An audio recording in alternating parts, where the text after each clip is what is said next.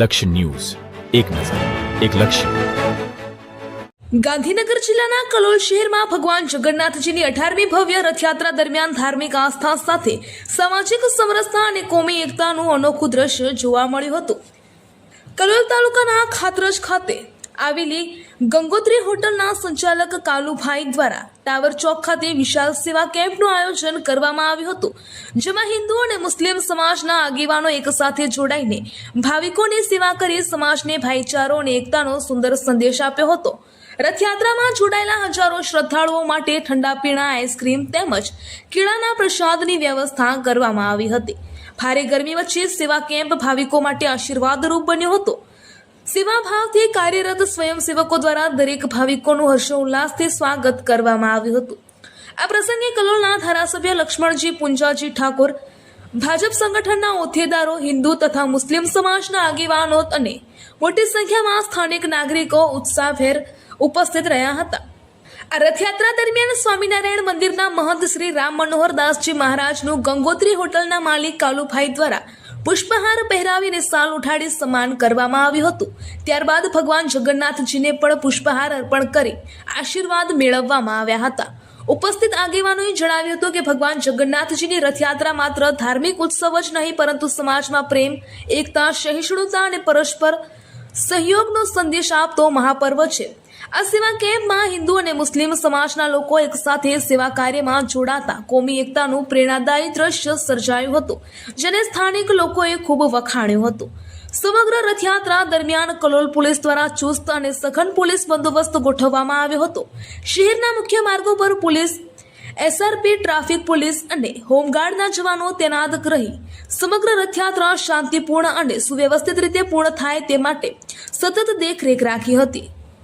આ સેવા કેમ્પે માત્ર હજારો ભાવિકોની સેવા જ નથી કરી, પરંતુ સામાજિક સમરસતા, ભાઈચારો અને હિન્દુ મુસ્લિમ એકતાનો જીવંત સંદેશ આપી કલોલ શહેરની 18મી રથયાત્રાને વધુ યાદગાર બનાવી હતી. રિપોર્ટર સંજય નાયક.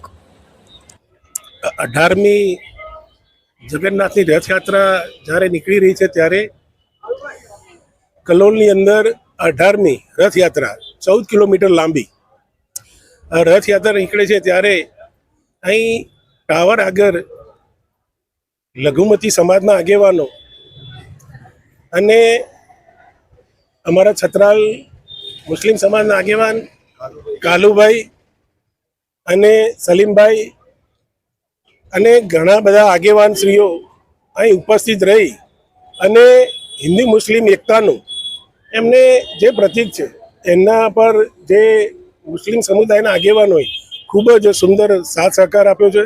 એમના તરફથી અહીં ઠંડા પીણા, આઈસ્ક્રીમ, કેળા, ખજૂર અને બધાનો જે એમને પ્રોગ્રામ રાખ્યો છે લઘુમતી સમાજના આગેવાનોને અને દરેક અહીં આગળ ઉપસ્થિત અમારા રથયાત્રા કમિટીના આગેવાનોને ખૂબ ખૂબ હૃદયપૂર્વક અભિનંદન આપું છું. અને જગન્નાથ ભગવાનને હું પ્રાર્થના કરું કે આખા કલોલના નગરજનો ઉપર જગન્નાથ ભગવાનની અસીમ કૃપા રહે એવી હું પ્રાર્થના કરું છું. ચોક્કસથી અહીં મુસ્લિમ સમાજના છત્રાલના તેમજ એ બધા આગેવાનો આપણી સાથે છે. અહીં જે કાળુભાઈ છે એ પણ આપણી જે અહીં આ જે કેમ્પ જે કર્યો છે તેના જે મુખ્ય દાતા છે અને તેમના દ્વારા આયોજન કરવામાં આવ્યું છે, જેમને આપણે હિન્દુ મુસ્લિમની એક એકતાનું ઉમદું ઉદાહરણ માની રહ્યા. શું કહેશો કાળુભાઈ? આમાં એ છે કે ભાઈ આપણે હિન્દુ મુસ્લિમ એકતા રહે અને જેની પ્રેરણા મને અમારા ધારાસભ્ય શ્રી બકાજી સાહેબ પાસેથી મળેલી છે અને અમારા લોકલાડીલા ધારાસભ્ય શ્રી બકાજી સાહેબ જે બધા પૂરો કલોલની અને કલોલ તાલુકાને સાથે લઈને ચાલે છે, જેથી મને આ પ્રેરણા મળી અને મેં બી એવું વિચાર કર્યું કે ભાઈ એક કેમ્પ અમે બી અમારા તરફી આ રથયાત્રામાં અમે કરીએ અને આવા પૂર્વમાં અમને બી એક અવસર મળે એવી અમારી એ હતી અને એ ઈચ્છા આજ અમારી પૂરી થઈ અને એ બદલ હું આ રથયાત્રા કમિટીના સત્યનારાયણ મંદિરના જે ટ્રસ્ટીઓ છે એમનો આભાર માનું છું.